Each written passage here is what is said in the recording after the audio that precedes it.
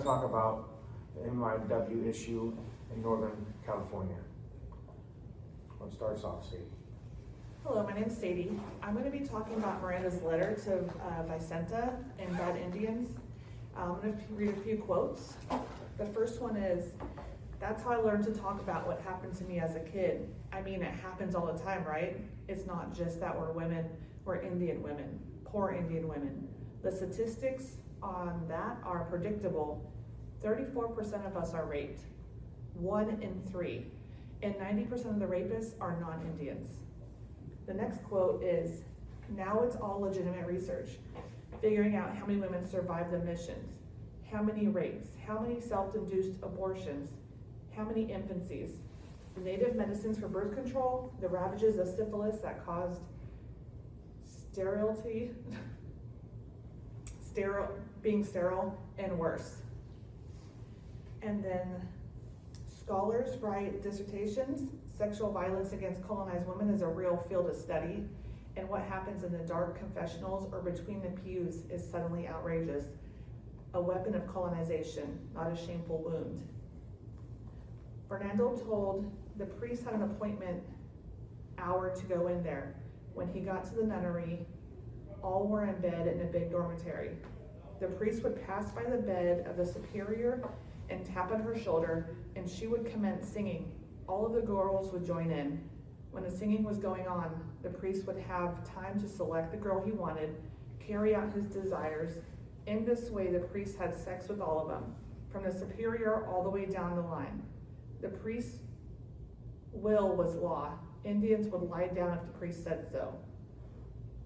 And then the last quote is, "Even if you told and you did, who would believe you? Who would care? Who would give you justice?" I feel like these 5 quotes really are powerful in Deborah Miranda's book. Yeah, for sure. And most recently, a law was passed called the Feather Alert, 8594.13. It's a notification system that has helped with the MMIW movement of murdered, missing Indigenous peoples, and it alerts. It's a alert passed by the CHP to get the word out for somebody who is missing or in need of help. Yeah, and Sadie, you make a great point that the history of dehumanization and abuse of American Indian women, California Indian in particular, has a long history up until now. And from the inception of California as a state in the United States, in 1850, they passed the State of California an Act for the Government and Protection of Indians. So even though it's framed as protection of Indians, it's really not. So what this does is establish legal and forced unfree labor of California Indians, a system of legalized slavery. California Indian women were sex trafficked. Their unfree labor was used to be domestics in households. California Indians could not testify in court when abuses occurred. So this law early on really dehumanized California Indian women and all Indian women, or Indian people together, just like how the mission system did early on. In one particular case in current times, November 19, 2017, 13-year-old Nicole Smith, a citizen of Manchester Band of Pomo Indians, was murdered on her rancheria in Northern California. 1 of 5 kids present in the home were also shot that night. Bernadette Smith, Nicole's sister, described her family's experience working with Mendocino County Sheriff's Office as the Mendocino County Sheriff's Office did victim blaming. They pitted one MMIW case against another that was happening at the time, Khadijah Britton's case. The Mendocino County Sheriff said that because 2 cases happening, the resources were too stretched thin, that they had to focus on one, so they wanted to focus on the one that they thought that might be alive, which wasn't right. They let the case go cold without a proper investigation and communication with Nicole's family. It's still ongoing. So MMIW cases are a continuation of the American settler colonial devaluing of California Indian women's lives. That reminds me of a case that went almost worldwide. I know it was nationwide, of a white girl who went missing in a national park. And I'm pretty sure, just saying that, you know exactly who I'm talking about. But the media went crazy over it. They found the killer, they found everything within a month. And then there was Netflix documentaries, ABC documentaries, immediately. I know Native women, their families are doing all of the detective work because of the resources that are not available. Yeah. When we have nationwide searches, because it was on federal land, and rancherias and reservations and allotments, they're also federal land. So when they say the resources are not there, that's a complete lie. That's right. Yeah, and to touch on Sadie and Anthony's talking points, I really was interested in the case of Khadijah Britton. Like Sadie pointed out, that case she started talking about, it got massive media, and at the same time, this case, I believe, was also around the time active, and all she got was a missing persons post from the FBI. So Khadijah Britton was a young Native woman from Round Valley, California, who has been still missing since February of 2018.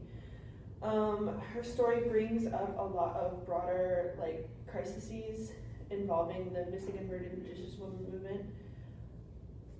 According to the disappeared blog, the FBI missing person page, Khadijah was last seen being forced into a car at gunpoint by her ex-boyfriend. And even despite federal and tribal investigators, she still hasn't been found. And it's really sad that even though this still had a lot of media points, well, not necessarily media points, but it still had FBI and tribal investigation, it still wasn't found, it still wasn't publicized, and instead it got pushed over by another famous case. This case also serves to reflect how many Indigenous women go missing and murdered with a lot of non-media points and little media follow-up, as well as legal follow-up. I also included a video from the Native Women's Wilderness, which puts in these cases into a wider perspective. It explains how MMIW is not an isolated issue, but instead is rooted in colonization, violence, and systematic neglect. Sorry. Many tribal communities face jurisdictional barriers that prevent justice as well. Sometimes those barriers can also be prevented by quote-unquote bigger law enforcements or more important things. Families are also often left searching for answers on their own. While collecting and finding materials on Khadijah's case, I wanted to help preserve her story and emphasize that every missing Indigenous woman is important, and they also have a family who's looking for them. Thank you, Alyssa. I think it's important to note that Khadijah Britton and Nicole Smith case was both done in Mendocino County on trust lands. So the Mendocino County Sheriff has a lot of work to do. Yeah, well, thank you for sharing. I think my take was the research that I found was very hard to kind of read, honestly, because it kind of touches on everything that you guys were all talking about, all from violence against women and how these ongoing things, policies not doing what they're supposed to be doing, and then movements, right, that came out of these types of things. And so the statistics that I found were basically from the Yurok tribe that basically collaborated with a nonprofit organization called, it's the Sovereign Bodies Institute, which basically means is that they took a quantitative approach also with a qualitative approach, where they gather information from all locals, from all local tribes, and kind of try to narrow it down. How did this even happen? And they do point out certain things, and I'm going to give you a quick spiel of the summary that they found in the first year. This was done on July 2020, the first year. They found about 105, they recorded about 105 cases. These are just cases that were reported locally, things that they were able to find, like paper trail, all from always law enforcement, all through actually family members actually coming out and talking about it. And then July 2021, the following year, they found about over 150 cases reported. And like I think you guys all kind of touch bases, like these reports sometimes they don't really go reported because again, policies that are supposed to help are not not really there. And the community members actually know, even specifically when you're talking about California Indian members, like they understand that these policies always are about always an exclusion. It was like showing papers saying like, yeah, you know, we are doing something, but we're really not. And it's very crazy to me to see that because there's also a public law that's actually public 280 that they even report that in this findings that they have the resources and they have the authority to actually investigate, yet they lack that. They really lack on that. And so just kind of talking about that, yeah, that's what I kind of chose, you know, the quantitative side and the qualitative side, bringing all together in kind of one where there is like, you know, some good things, but there are also some gaps in between that need to be filled. And this report actually talks about that. And it even gives like, you know, like examples, it gives solutions of how to go about these stuff. Finish off with a quote, the same one I stated earlier. Even if you told and you did, who would believe you? Who would care? Who would give you justice? I think that's a good quote, Sadie. Even though we covered most of Northern California MMIW issues, MMIW is an international issue. And we will remember their names, remember who they are, and we will always seek justice. A moment of silence for Nicole Smith and Khadijah Britton.